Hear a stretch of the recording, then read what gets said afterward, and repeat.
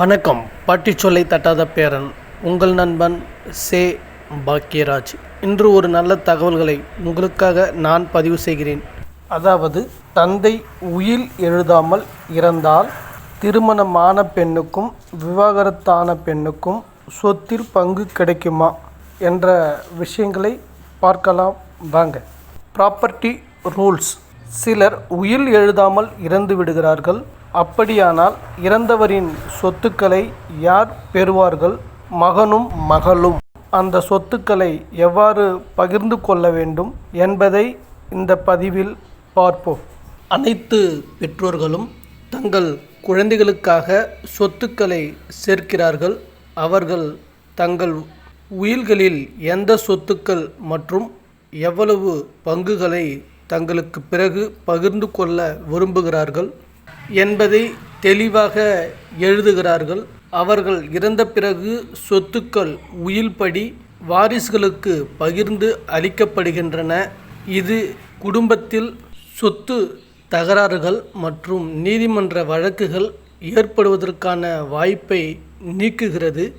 ஆனால் சிலர் உயில் எழுதாமல் இறந்து விடுகிறார்கள். அப்படியானால் இறந்தவரின் சொத்துக்களை யார் பெறுவார்கள்? மகனும் மகளும் அந்த சொத்துக்களை எவ்வாறு பகிர்ந்து கொள்ள வேண்டும் என்பதை இந்த பதிவில் பார்ப்போம். அப்பா சுயமாக சம்பாதித்த சொத்தில் திருமணம் ஆனாலும் சரி, திருமணமாகவில்லை என்றாலும் சரி, எல்லா வாரிசுகளுக்கும் பெண்களுக்கும் பங்கு இருக்கிறது என்பது குறிப்பிடத்தக்கது. இந்து வாரிசுரிமை திருத்தி அமைக்கப்பட்டது. சட்டம் 2005 படி அப்பா சுயமாக சம்பாதித்த சொத்தில் மகனுக்கு என்ன உரிமை இருக்கிறதோ அதேபோல மகளுக்கும் உரிமை இருக்கிறது. திருமணம் ஆனாலும் ஆகவில்லை என்றாலும் இந்த சட்டம் பொருந்தும்.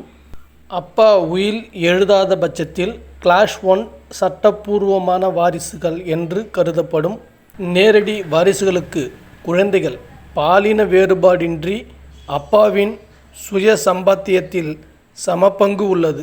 ஆனால் ஒருவேளை திருமணமான பெண்ணின் அப்பா தான் சுயமாக சம்பாதித்த சொத்தை வேறு யாருக்காவது உயில் எழுதி வைத்திருந்தால் அதில் பங்கு கேட்க முடியாது. சுய சம்பாத்தியம் இல்லாமல் பூர்வீக சொத்தாக இருந்தால் அதில் அனைவருக்கும் சமமான பங்கு உள்ளது.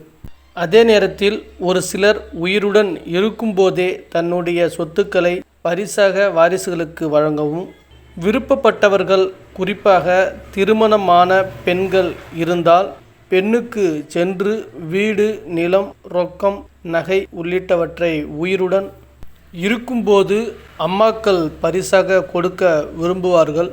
உதாரணமாக, ஒரு நபர் சுயமாக சம்பாதித்த 2 வீடு இருக்கின்றன. அவருக்கு 2 பிள்ளைகள் இருக்கிறார்கள். இருவரும் வசதியாக நல்ல வருமானம் ஈட்டி வருகிறார்கள். ஆளுக்கு ஒரு வீடு என்று தனது பிள்ளைகளுக்கு அந்த நபர் கொடுக்க விரும்புகிறார்.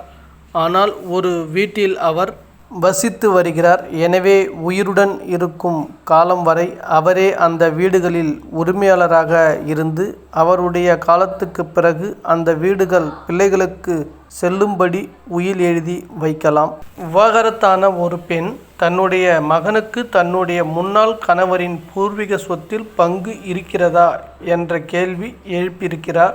வாரிசுரிமை சட்டத்தின்படி பூர்வீக சொத்தில் அனைத்து நேரடி வாரிசுகளுக்குமே பங்கிருக்கிறது என்பது குறிப்பிடத்தக்கது. இதில் விவாகரத்து ஆகி இருந்தாலும் முன்னாள் கணவர் மற்றொரு பெண்ணை மணந்து அவருக்கு குழந்தைகள் இருந்தாலும் இந்த பெண்ணின் மகனுக்கு பூர்வீக சொத்தில் உரிமை இருக்கிறது.